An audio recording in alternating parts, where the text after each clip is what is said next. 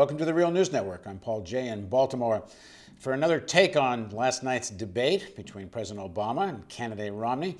We're now joined by Jeff Cohen. Jeff is the author of Cable News Confidential. He co-founded the online activism group rootsaction.org, and he had previously founded FAIR, which most people know. Thanks for joining us, Jeff. Great to be with you. So how did you react to the debate? Well, I was trying to watch the debate as if I were a swing voter. Paul, you and I have talked about swing voters in past interviews. You know, swing voters are not ideological. Some of them are not that well informed. They pay attention near the end, and they go back and forth. That's by definition why they're swingers. And if I was a swing voter, I would have seen one candidate holding himself out as an agent of change, a compassionate conservative. That's how Romney presented himself, that we're on the wrong path. The current path isn't working. We need a new path. And against Romney was sort of a bewildered incumbent that was stammering for words, wasn't very clear, seemed to be responding to Romney from the right and from the left. And if I was a swing voter, I would have been attracted to Romney as the agent of change, whereas Obama seemed to be the agent of the status quo. And for swing voters, the status quo has not been working. You know, for decades, real wages down, insurance, homes under jeopardy.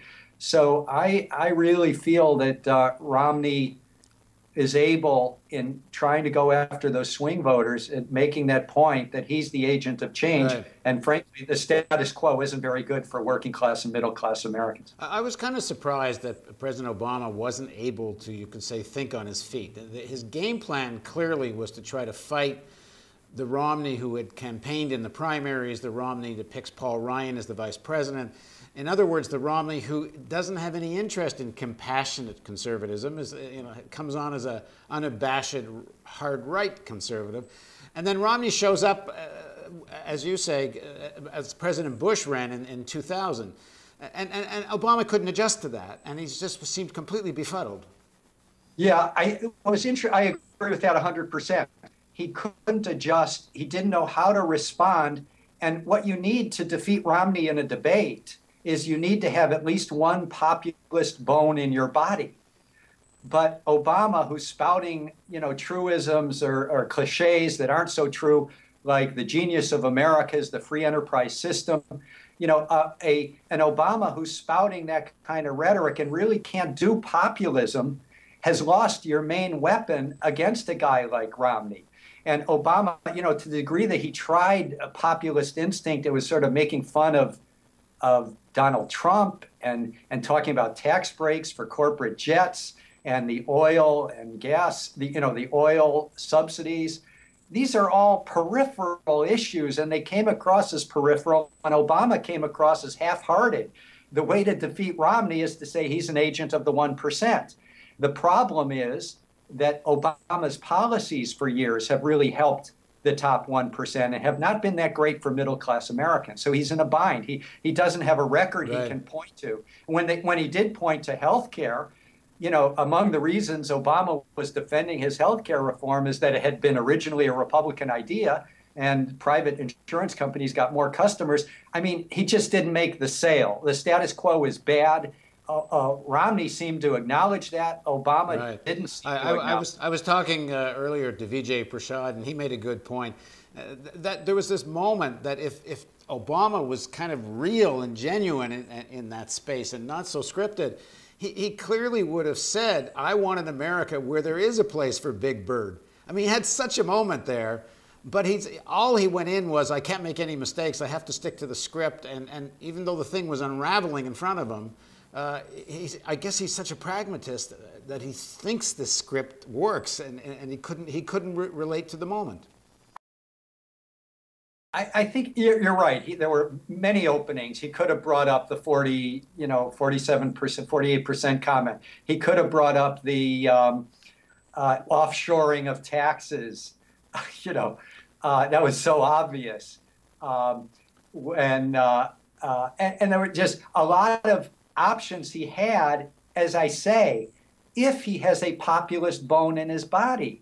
But Obama is very comfortable. He's very comfortable with Wall Streeters. That's why he filled up his economic team with Wall Streeters.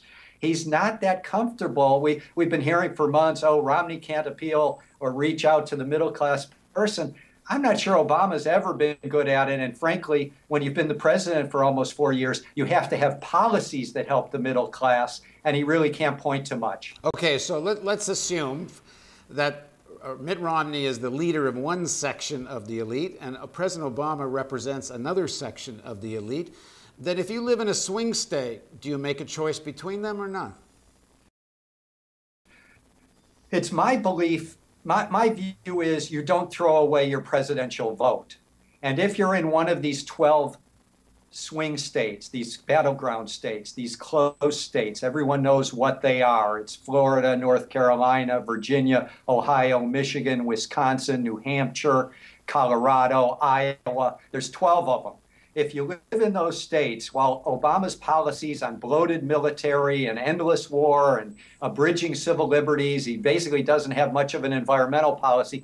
If you're upset with Obama, you have to understand that Romney on every one of those issues, war, civil liberties, environment, taxes, is even worse. So I would say don't throw your vote away in the swing states. It's only a dozen of them. Vote against the right wing and what a right wing regime would be by voting for Obama-Biden. But if you live in the 38 safe states where the difference is going to be 15 points or more, and where one or the other party doesn't even go into the state and campaign or buy commercials on TV, if you live in one of those 38 states, I would say don't throw your vote away by voting for Obama-Biden when, if you, and as progressives, most progressives disagree with Obama-Biden on war, on the civil liberties, on environment, on the fact that, you know, the Wall Street got bailed out, but the middle class didn't, and they're losing their homes. I think that in both safe states and battleground states, don't throw your vote away. If you live in one of the 38 states, what do you make of the argument that first of all, there really isn't that much difference in policy between the two? And there was some of that in the debate last night. In fact, the moderator had to kept kind of finding, well, so you guys do disagree on this, don't you? And the number of times Obama said, well, Mitt Romney and I agree on this, but the argument goes that there really isn't that substantive difference between them. And that by having Obama as president, some people argue, it kind of disarms a lot of the opposition to these policies because amongst the African American community and other elements that they don't want to take on Obama the same way they would a Romney. There's no doubt that there's often more activism when a Republican is in power as opposed to a Democrat who's governing with Republican policies. The reality is that if the Romney regime gets in, Iran will be immediately more dangerous than it is now, and it's already dangerous. Our biggest military budget in world history that Obama gave us is going to grow by $2 trillion.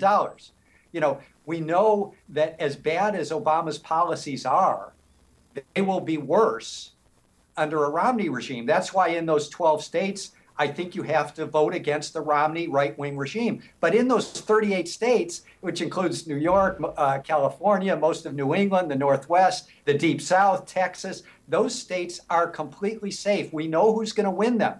So that's where you register your protest that you do not support the status quo. You do not support the Obama status quo. In those states, you shouldn't throw your vote away by voting for a Democratic Party that you disagree with. Right. So, I mean, it's just called strategic voting. Vote differently depending on what state you're in. Thanks very much for joining us, Jeff. Thank you. And thank you for joining us on the Real News Network.